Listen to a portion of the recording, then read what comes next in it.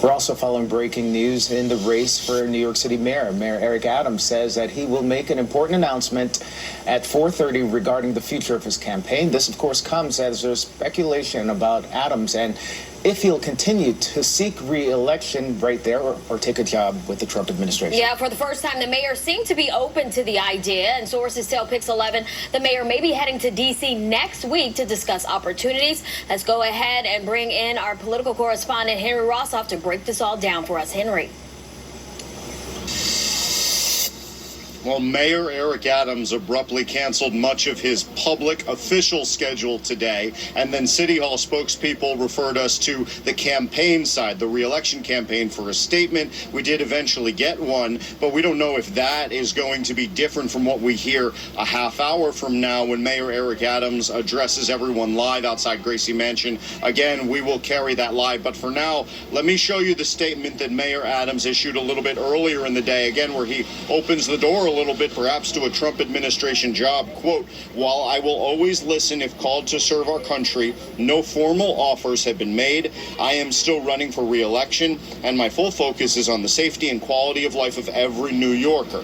Now, the New York Times is reporting the mayor has been in discussions with aides close to President Trump about different positions, including perhaps an ambassadorship in Saudi Arabia.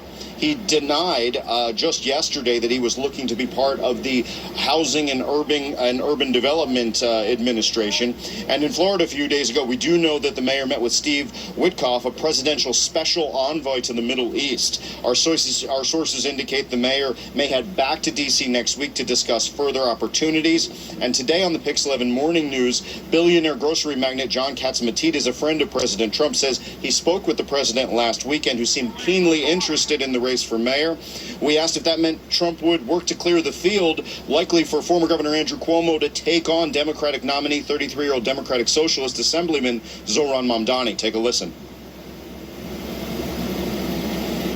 Basically, he's very, very much concerned about New York City. New York City was his home for a long time, for 70 years of his life. And that the fact is he doesn't want to see socialism or communism in New York City. He's not going to allow it to happen.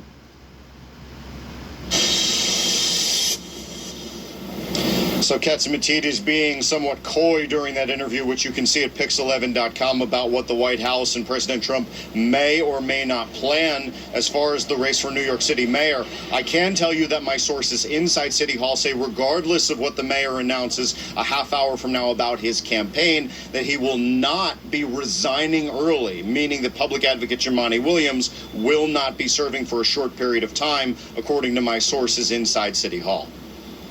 Henry, in the meantime, what are the other candidates saying about all of this? Zohran Mamdani's spokeswoman reached out to me. They issued a very brief statement whereby they said that Mr. Mamdani was focused on being the next mayor and not working with a, quote, authoritarian administration.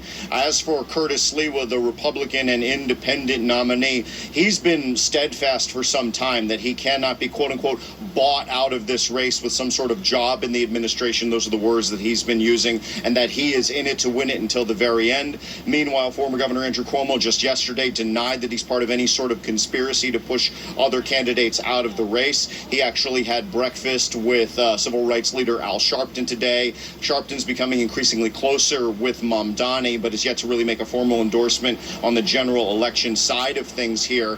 So Cuomo really trying to set himself up as the alternative, but not look as if he's trying to influence this race, because it's unknown what this impact of President Trump appearing to meddle in the race for New York City mayor might actually have on voters. So that's the very latest here from City Hall, and we, like the rest of you at home, are waiting to see exactly what the mayor says very soon. All right, we look forward to that announcement coming up around the 4:30 hour. Well, in the meantime, on the first day of pre-K, a dangerous situation that